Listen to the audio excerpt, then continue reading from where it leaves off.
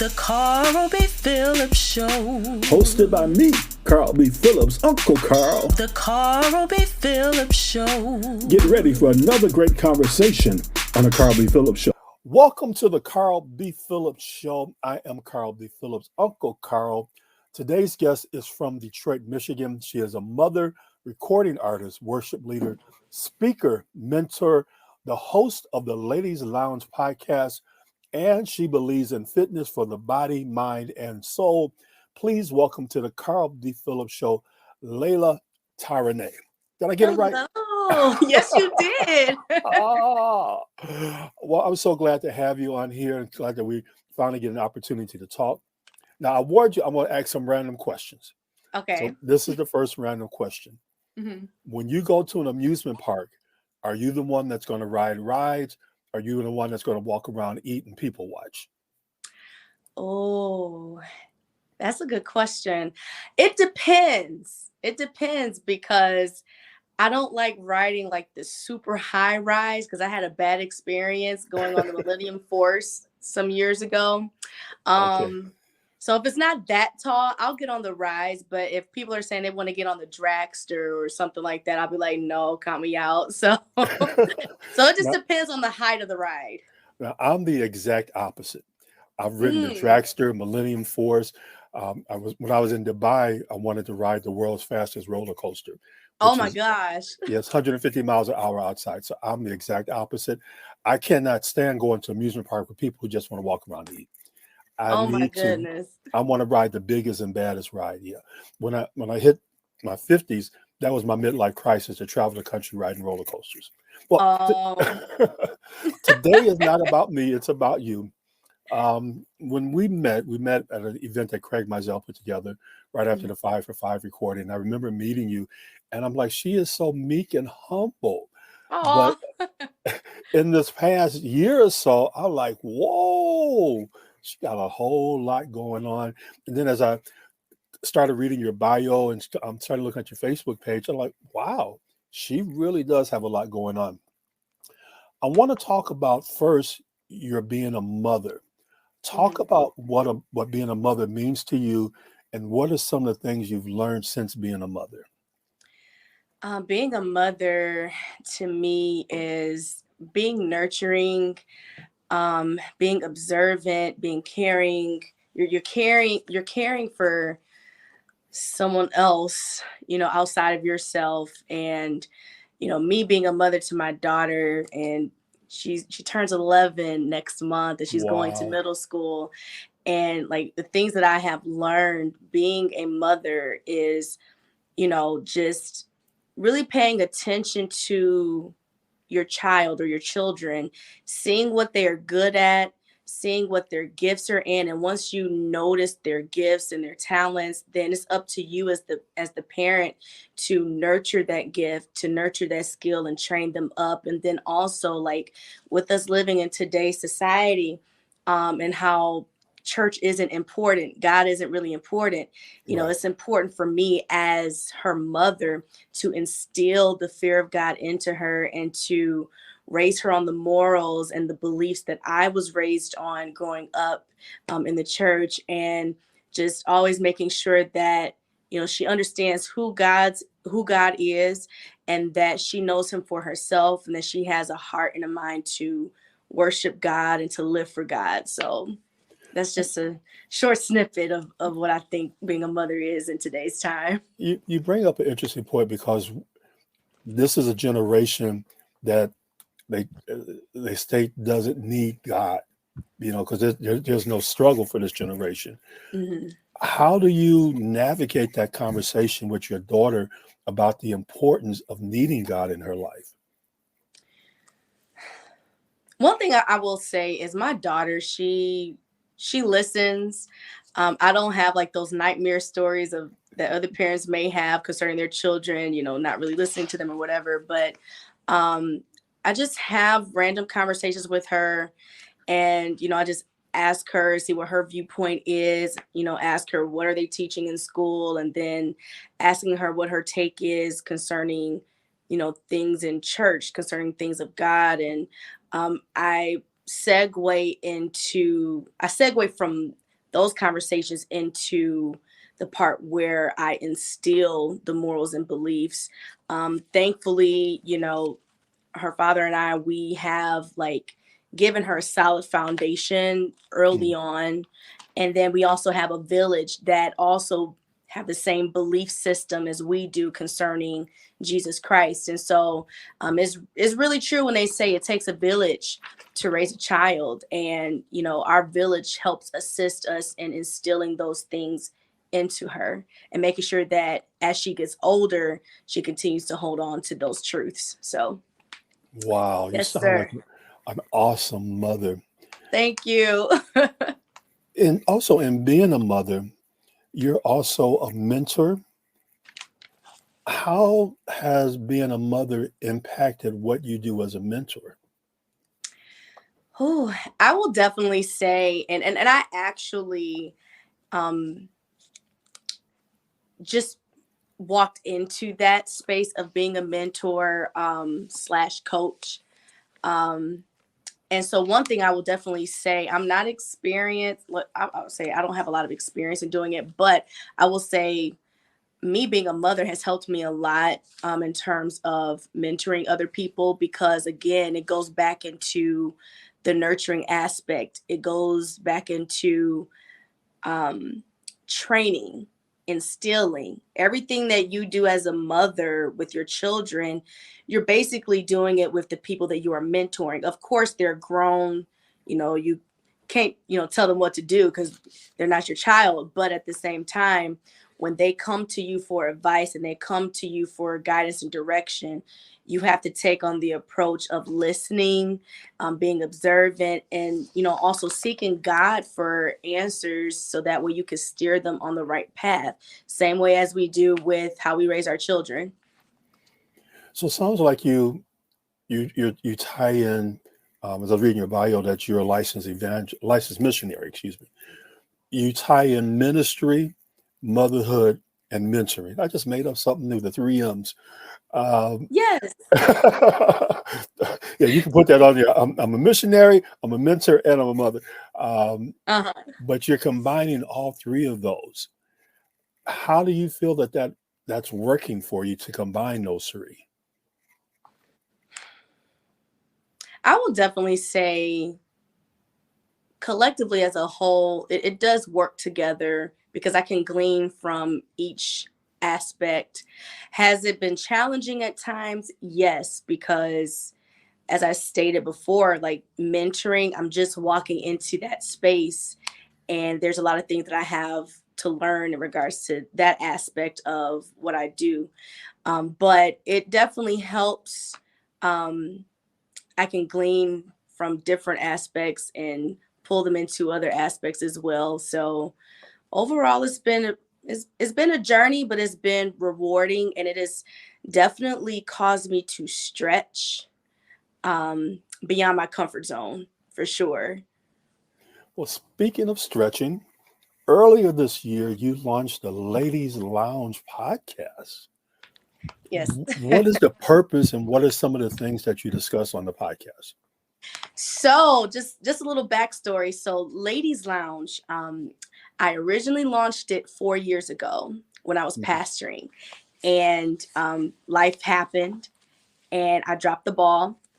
And last summer, the Lord told me, you need to pick this back up. It's urgent because there are women that are waiting to hear your voice. And so I hesitated at first, but then it was one of those things where God was like, no, you have to do this. It's a matter of life or death for you, you know.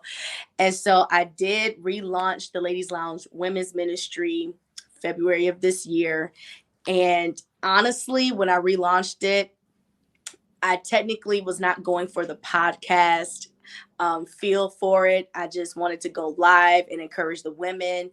And we literally grew to over 1,200 women in one Wow. month. And the Lord has definitely blessed. But the purpose of Ladies Lounge, it is a women's organization. It is centered around health, wellness, and faith. And when I originally started this women's ministry, the Lord had told me that in order for us as women to be effective in every area of our lives, we have to be healthy mentally, spiritually, emotionally, financially, and physically. If we're not healthy in all 5 of those areas, then we cannot expect for us to be effective and efficient in our calling and in our purpose. And so we're focused on the total woman. We're not just going to talk about kingdom, but we also focus on the practical aspect, the natural aspect of life as well. So that's basically the message of the Ladies Lounge Women's Organization / Ministry. So if people want to check out the podcast, how can they follow your podcast? How can they subscribe to your podcast? So I do have a link tree link that is attached to my Facebook and Instagram page. And when you click that, you will see the option to go and take a listen to our podcast videos, or I should say audio videos. And so my Facebook page is Leila Taraneh, and my Instagram page is at I am Leila Taraneh, and you just click on the link tree, the link in the bio, and it's right there. So one of the things, again, when I was doing the research on you, you like to work out, and you just kind of talk about the fitness aspect of it. How Mhm. did you get into bringing the fitness aspect into what it is that you do? So again, as I stated, Ladies Lounge, we're centered around health, wellness, and faith. So when I had first launched Ladies Lounge, I was diagnosed with endometriosis. Thankfully, the Lord healed me from that. But endometriosis, it affects our health, our hormonal levels. It affects our fertility in women. And so when I found out about that, I used Ladies Lounge as a platform to help bring awareness to that. And so one thing I will definitely say is um, the fitness aspect of my life is basically me being accountable to myself, and just allowing other people to see, like, okay, I'm not just going to talk about health, wellness, and faith, but I have to be about it as well. Mhm. So part of the reason as to why I do post about it is it's the matter of accountability for me in a sense. So And you yeah. be getting it in, girl. I'm telling you, I'm like, ooh, stretching stuff It like. is not easy, because let me tell you, yesterday I did not want to go, but you know, I just turned 30 this year. And so I'm now really seeing like people always tell me, like, the older you get, you need to exercise, and I'm seeing now that I'm beginning a new decade, like why it's important for us to work out on a consistent basis. Because if I don't work out for 24 hours, that next day I definitely feel it, like my body is sore and everything, and I'm like, no, I have to work out so that way I can continue to feel good in my body and Wow. keep my joints going. So yes, sir. All right. Next random question. Mhm. What is your favorite breakfast food? Oh, okay, so I have a confession. So I don't normally eat breakfast. Now I make sure my daughter eats breakfast. I'll cook her breakfast food or whatever. But normally for breakfast, I'll like drink like some herbal tea and some water, or I may have a piece of fruit. But if I have like a craving for breakfast food, it's normally later in the day, like in the evening time. And my go-to is a good scrambled veggie omelet with hash browns. And S- that's my go-to. Scrambled veggie omelet with hash browns. Okay, so you know my ex what veggies. Mainly mushrooms, green peppers, and onions. Okay, I can get So with the that. basic trio. You posted that you had an opportunity to work with Kirk Franklin. What was that Yes. experience like? Oh my goodness. So I actually received the call from my big sis, Tasha Page Lockhart. Um, and she hit me up and said, hey, because Kirk Franklin and Maverick City was in Detroit last year on their tour. And so she hit me up and said, hey, sis, like, Kirk Franklin, he needs to, do some things in preparation for the BET Awards, and he needs a soprano. So you need to come with us after the concert, and we go into the studio. And I have to say, like, leading up to that point, right before going to the studio, I was like nervous and everything. And Tasha, she told me, Layla, you don't have to worry about anything. He's cool. Now, I've heard that about a lot of other people. Like, oh, they're cool. You don't have to worry about it. So I was thinking in my head, like, yeah, okay. But when I actually got to the studio and we started working with him, I have to say that is the most comfortable I have felt being in a studio ever with Wow. any producer, with anybody that I'm working with. Like Kirk Franklin, he makes you feel so comfortable, and he welcomes all mistakes. And then like you can think you made a mistake and he's like, oh no. We can use that. We can tweak that and we can use that. Don't worry about it. And he's very easygoing. And he dropped so many nuggets. Like I still have an audio recording on my phone of him just dropping gems for like a whole hour after the session. Now, mind you, at this point, it's like 4 a.m.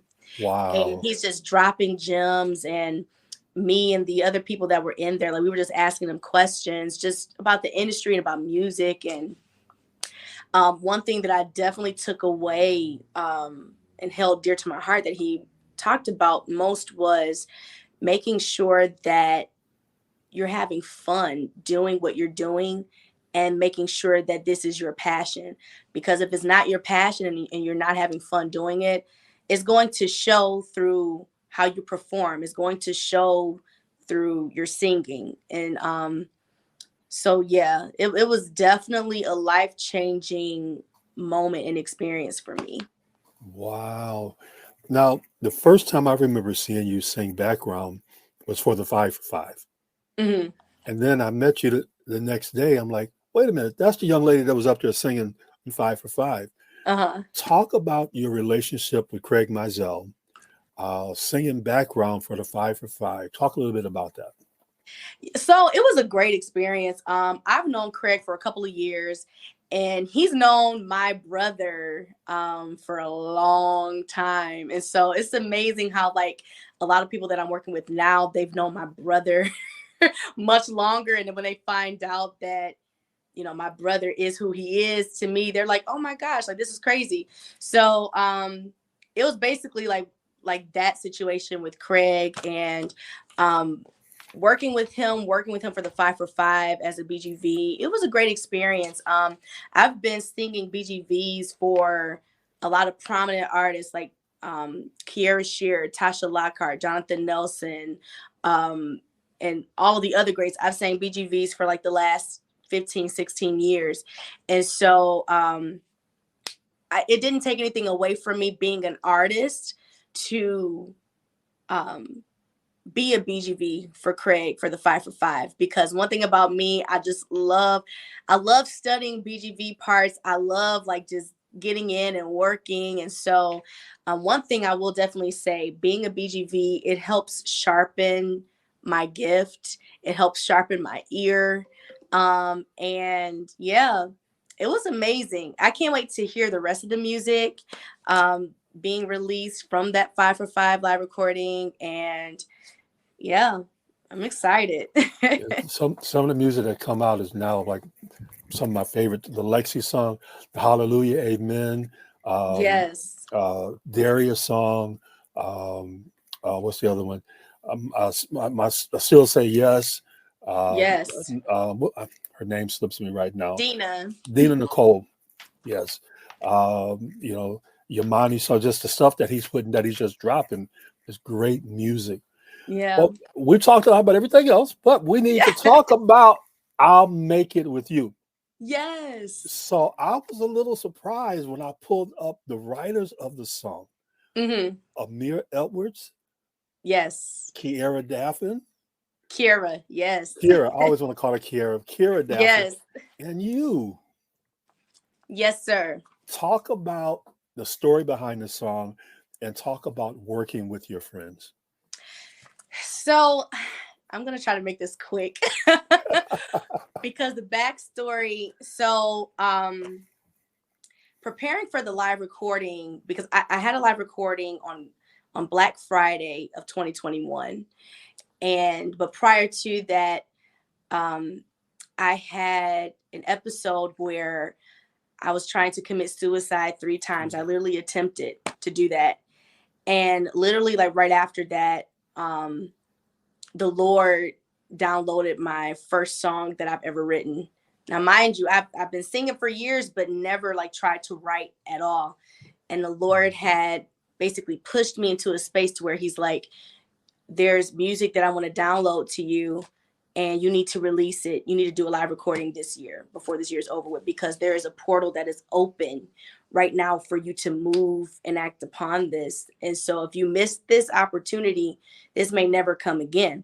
Wow. And so long story short, in the process of writing the songs and everything, this particular song, my single, I'll Make It With You, I got with my big sis, Kira Daffin, and my bro, Amir Edwards. And, we were just thinking about what I was enduring in that moment and what I had just came out of prior to that moment.